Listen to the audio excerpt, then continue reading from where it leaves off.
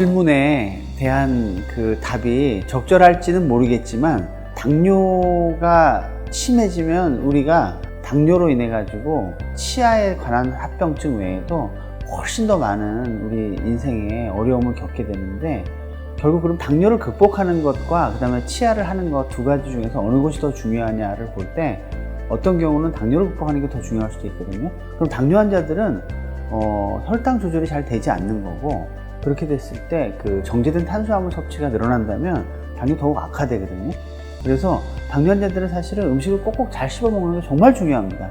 그래서 사실은 당뇨 환자들에게 임플란트가 가능한지 안 가능한지가 중요한 게 아니라, 당뇨 환자들은 반드시 임플란트를 해서 섬유질을 먹고 육류 섭취를 늘려야 되는, 꼭 그런 것들이 필요한 사람입니다. 내가 당뇨를 가지고 있다고 해서 무조건 겁낼 게 아니라, 먼저 이제 혈당이 어떻게 조절되는지에 대해서 전문의하고 상의를 해보시고, 그 다음에 치과에도 그 이제 소견을 전달을 해주시면, 저희는 이제 일반적인 진료가 가능한지, 최소 침습적인 진료를 통해서 해야 되는 건지, 아니면 또 진료를 하면 안 되고 혈당 조절을 먼저 선행해야 되는 건지, 이런 것들을 잘 구분을 한 다음에 그에 맞게 이제 진료를 하게 됩니다. 현재는 이제 임플란트 시술 같은 경우는 사실 가이드 수술도 있고, 또 가이드 수술 외에도 여러 가지 디지털 시스템을 통해 가지고 최소 침습적인 방법들이 많이 나와 있습니다. 그래서 다양한 방법으로 그 환자의 어떤 상태에 맞춰서 진료를 하게 되기 때문에, 대체로 사실은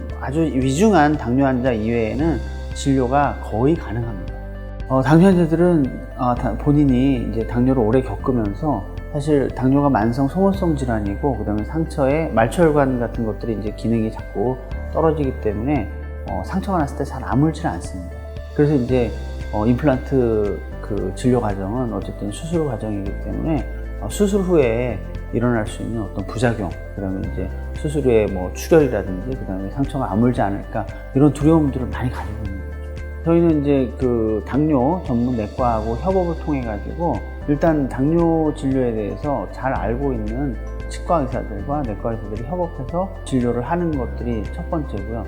두 번째는 이제 저희가 임플란트를 전문으로 오랫동안 해왔던 의료진들이 많이 있습니다. 보철팀도 있고 수술팀도 있고, 그래서 그런 부분들이 긴 시간 동안 당뇨 환자들을 진료했을 때 어떤 식의 반응들이 일어날지에 대해서 잘 예측하고 있기 때문에, 그런 환자들의 상태에 맞춰서 거기 맞춤형 진료를 해오고 있기 때문에 훨씬 더 안전하게 관리받으면서 진료할 수 있는 곳이 부천 사관암원 치과입니다. 여러 가지 임플란트 기술에서 고난도 기술들, 이런 것들을 활용하고 있기 때문에, 사실 당뇨 환자들이 두려워하는 어떤 여러 가지 리스크들, 이런 것들을 많이 줄이면서 진료를 해오고 있습니다.